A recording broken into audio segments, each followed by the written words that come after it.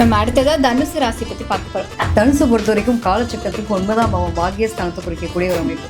எக்ஸ்ட்ரீமான நல்லவனும் நான் தான், எக்ஸ்ட்ரீமான கெட்டவனும் நான் தான். யாருன்னா குரு தான் இங்க அதிபதியா இருக்கக்கூடிய நிலை.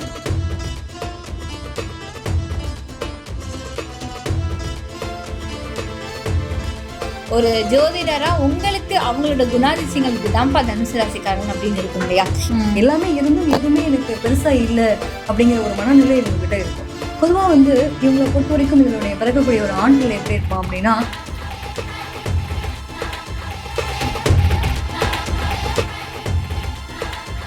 ஆண் பெண் தனுசு ராசிக்காரங்களோட குணாதிசயங்கள் பத்தி எங்களுக்கு விளக்கமா சொல்லுங்க. நிறைய பேர் பார்த்தீங்கன்னா கிரியேட்டர்ஸாக இருப்பாங்க, ஆன்மீக நாட்டம், நிறைய பேர் டீச்சிங் ப்ரொஃபஷனாக இருப்பாங்க. அதே மாதிரி மியூசிக் சம்மந்தப்பட்ட விஷயங்கள், பாடல், எழுத்து, இந்த மாதிரி துறை சார்ந்த விஷயங்கள்.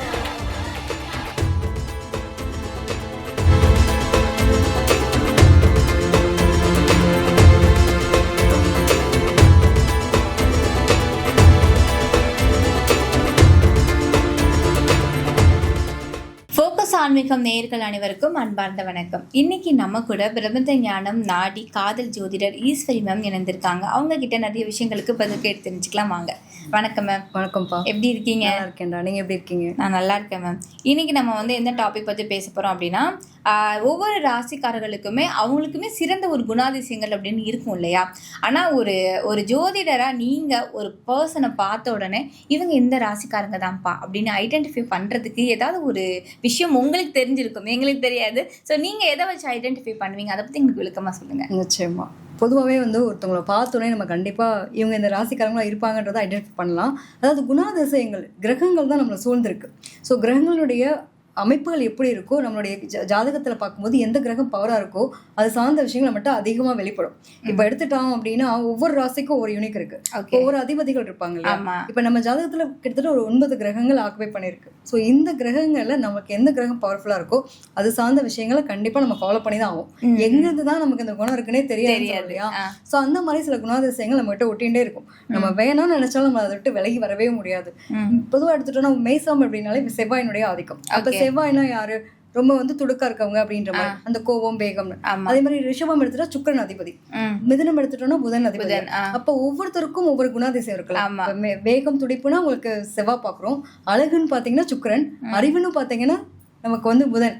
அப்ப அது மாதிரி சந்திரன் எடுத்துட்டோம் அப்படின்னா கண்பு, பாசம், கருணை. சூரியன் எடுத்துட்டீங்கன்னா ஆளுமை. இப்படி ஒவ்வொருத்தருடைய தன்மை, ஒவ்வொரு ராசிலும் இதெல்லாம் பெர்ஃபெக்டா உட்காரக்கூடிய ஒரு நிலை உண்டு. அப்ப 12 ராசிக்காரங்களுக்குமே இவங்களை பார்த்தோன்னே தெரியும். இதுல என்னன்னா, இவங்க ராசிக்காரங்கன்றதை தாண்டி ஃபர்ஸ்ட் டைம் நம்மள ஒருத்தவங்க மீட் பண்ணணும்னு வச்சுக்கோங்க, அவங்க போட்டிருக்க கலர் ட்ரெஸ் இருக்கு இல்லையா, அவங்கள வச்சு கரெக்டா ஐடென்டிஃபை பண்ணலாம். இதை நான் பர்சனலா ஃபீல் பண்ணியிருக்கேன்னு நினைக்கிறேன். நிச்சயமா. ஓகே, அவங்க போட்டிருக்க ட்ரெஸ் வச்சு அவங்கள நம்ம ஐடென்டிஃபை பண்ணலாம். ஸோ ஓகே, இவங்களுக்கு இந்த கிராஸியா இருப்பாங்க அப்படின்ற மாதிரி. சில பேர் அவங்களோட ஆட்டிடியூட், ஆட்டிடியூட் எப்படின்னா பேசுற விதத்துலையும், ஒரு சில பேர் பாத்தீங்கன்னா ரொம்ப இந்த கால் மேல கால் போட்டு ரொம்ப திமிரா இருப்பாங்க, கட்ஸா இருப்பாங்க. அவங்களோட வார்த்தைகள் கோபமான, அப்படி பாக்குற பார்வையெல்லாம் தெரியும். ஸோ இதுலயே அவங்களோட ராசியை தெரிஞ்சுக்கலாம். கிட்டத்தட்ட இவங்களுக்கு எல்லாம் சூரியன் பவர்ஃபுல்லா இருக்கு, உங்களுக்கு செவ்வாய் பவர்ஃபுல்லா இருக்கு.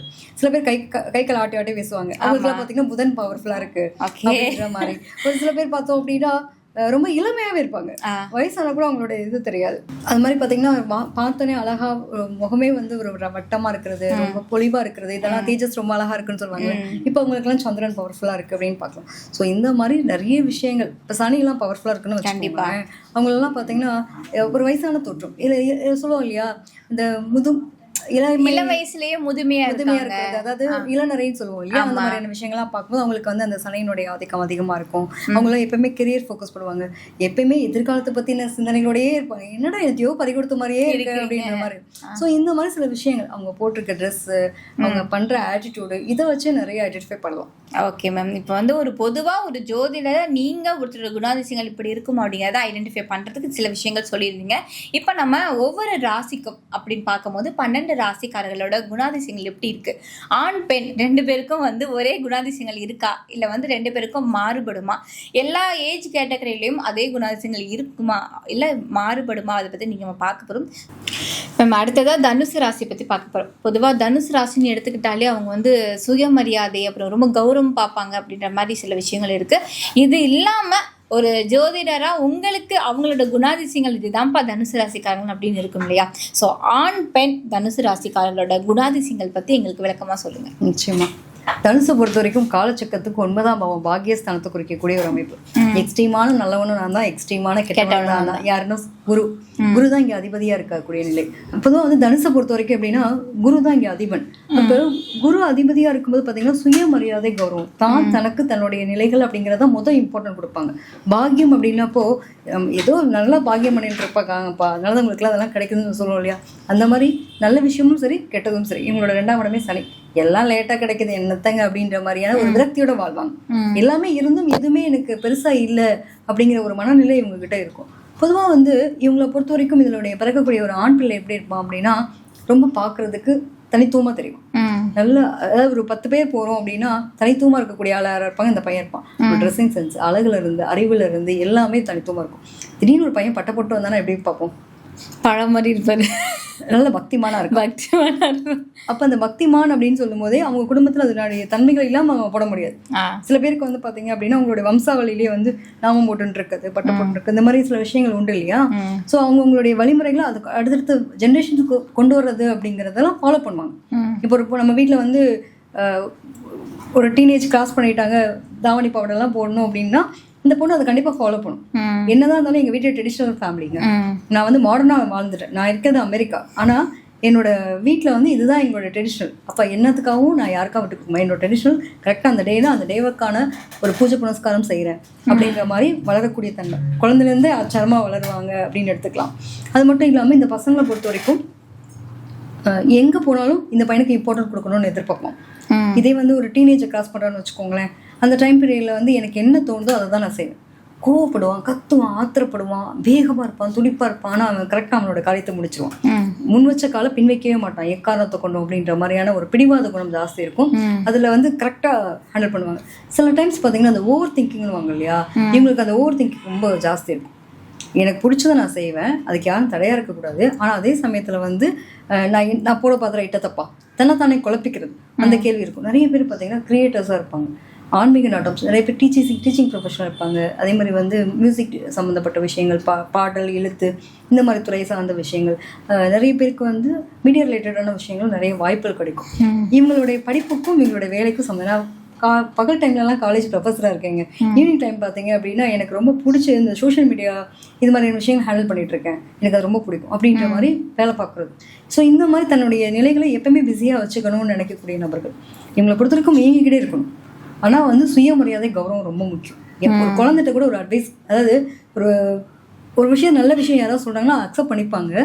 பட் ஆனால் அது சொல்கிற விதம்னு இருக்குல்ல. ஆமாம், தம்பி இங்கே வந்து பார்த்தீங்கன்னா இப்படி இருந்தது, இதனால இப்படி பண்ணோம் அப்படின்றப்ப இது என்னன்னு பார்த்தியா அப்படின்னு அரட்டினா அந்த வார்த்தையை காது கொடுத்தே கேட்க மாட்டாங்க. சில கோல்ஸ், ரூல்ஸ் அண்ட் ரெகுலேஷன்ஸ் மாதிரி வச்சு வாழக்கூடிய நபர்கள் தான் நம்ம தனுசுல பிறந்தோம். இதில் ஆணாக இருக்கட்டும் பெண்ணாக இருக்கட்டும் 2 பேருமே அப்படிதான். ரொம்ப தனித்துவமான ஆட்கள். புரிஞ்சுக்கிட்டவங்களுக்கு அவங்க தங்கமான பொக்கிஷம், புரியாதவங்களுக்கு இவங்க என்னடா அப்படி இருக்காங்களே அப்படின்ற மாதிரி இருக்கும்.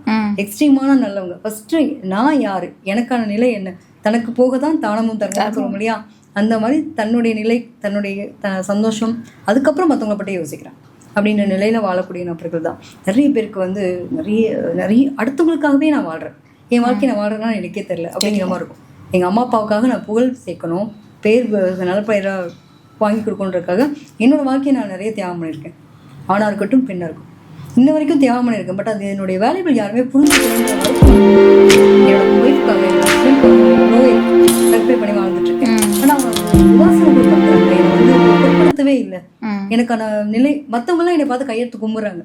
மேம் நீங்கள் ஒரு வார்த்தை சொன்னீங்க, நான் நல்லா இருக்கேன், என் வாழ்க்கை மாறி இருக்கு. மேம் டீச்சர், நீங்கள் ஒரு டீச்சர் எங்களை ப்ரொஃபஷனல் இருக்காங்கன்னா அந்த டீச்சர்னால அந்த குடும்பமே வாழும். ஏன்னா அந்த பசங்களுடைய லைஃப்பை வந்து சூப்பராக வேற மாதிரி கொண்டு போயிருப்பாங்க.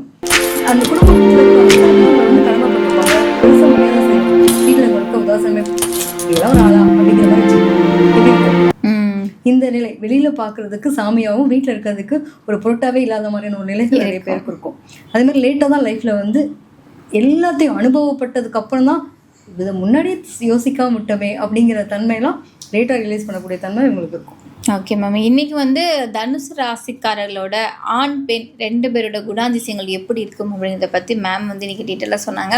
ஒருவேளை இந்த வீடியோல பார்த்துட்டு உங்களுடைய குணாதிசயங்கள் இப்படிதான் இருக்கு, ஆமா மேம் நீங்க சொல்றது கரெக்ட் அப்படின்னா மறக்காம கமெண்ட் பண்ணுங்க. இன்னைக்கு தனுசு ராசி பத்தி நிறைய விஷயங்கள் எங்களுக்கு சொன்னதுக்காக நன்றி மேம்.